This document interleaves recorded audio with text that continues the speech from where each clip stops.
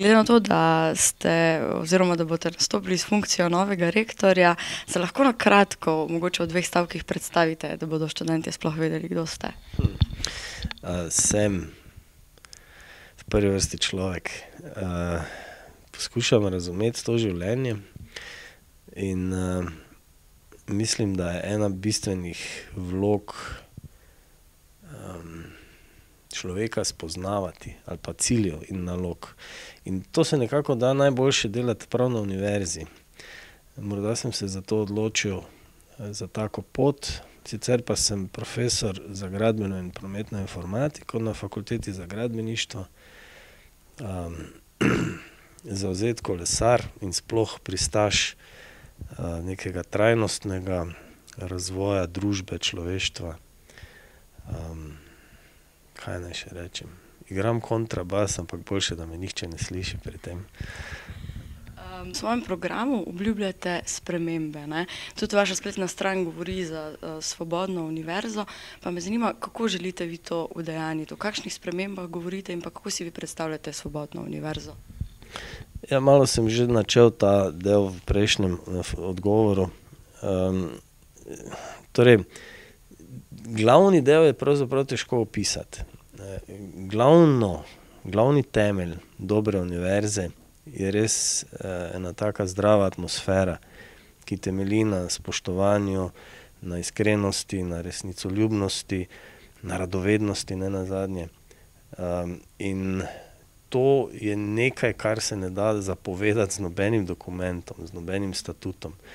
To je nekaj, kar je preprosto treba živeti in dajati zgled in nekako to takšno držo tudi spodbujati, spoštovati, jasno potem tudi prenašati na študente. In to je, bi rekel, tisti mehki del, ne, ki pa je silno ali pa celo najbolj pomemben.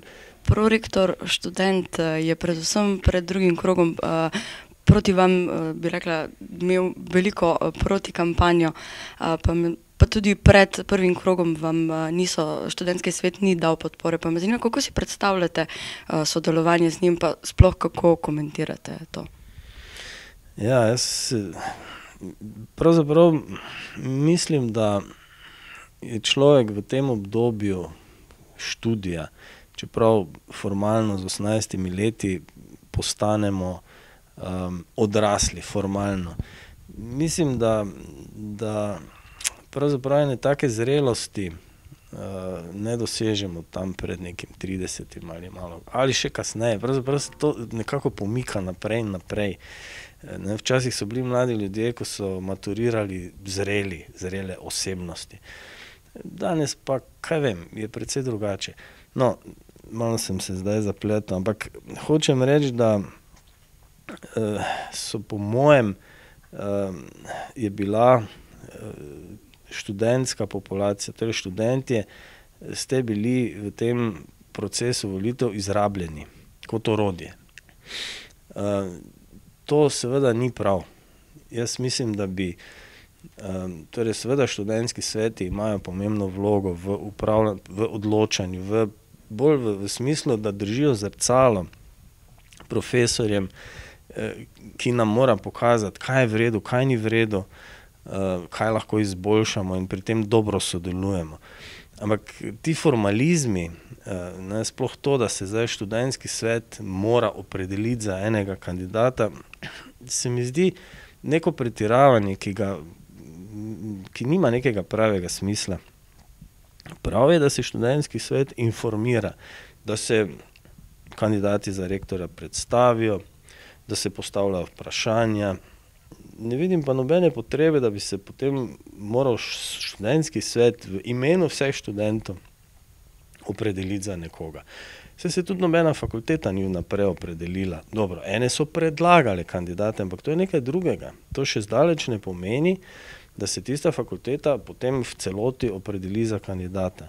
Nenazadnje gre za tajne volitve, gre za čisto demokratične volitve, kjer se vsak posameznik odloča po svoji vesti in prav je, da se tudi vsak študent odloča po svoji vesti, je pa dobro, da se prej tudi dobro informira, ne, ampak o vseh, ne samo Torej ne da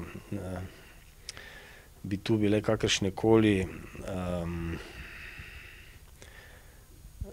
kakršnekoli sugestije, ne, strani kogarkoli. Drugače demokracija ne more funkcionirati. Drugače je to zlorabljanje demokracije. Osnova demokracije mislim, da je res ozaveščen posameznik. Mislim pa, da bomo v prihodnje sodelovali. Jasno, da bomo in ne vidim razloga, da ne bi dobro sodelovali. Namreč moji cilji so vedno bili narediti to univerzo dobro. V prvi vrsti seveda dobro za študente. Saj študentje ste tisti, ki ste smisel univerze. Kot prodekan v 8 letih pa vprašate naše študente, mislim, da ne bi bila slaba ideja, kaj smo vse dosegli oziroma kaj vse smo uspeli narediti za študente. Tako da jaz mislim, da ko se bo tu vzpostavilo neko zaupanje, ko bodo študentski sveti dojeli in razumeli svojo vlogo na univerzi, da bodo stvari zelo dobro stekle. Vsi vemo, da so nekako študentje razdvojeni na Univerzi v Mariboru, ne?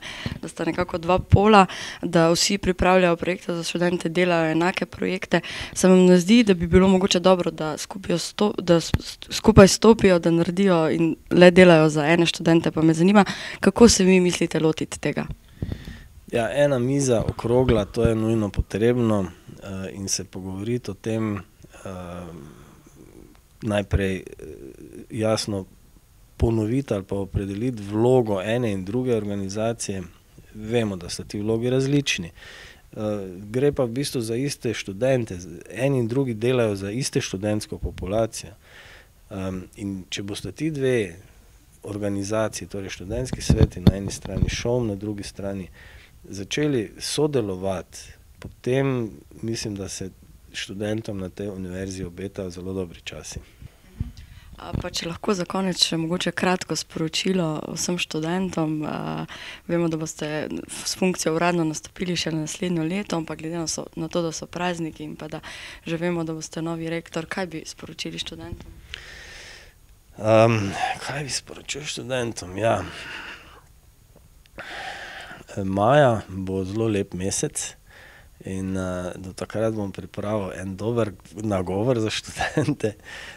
Ta hip pa res bi si želel, da bi bili študenti na tej univerzi predvsem zato, ker jih žene radovednost, ker vas žene radovednost.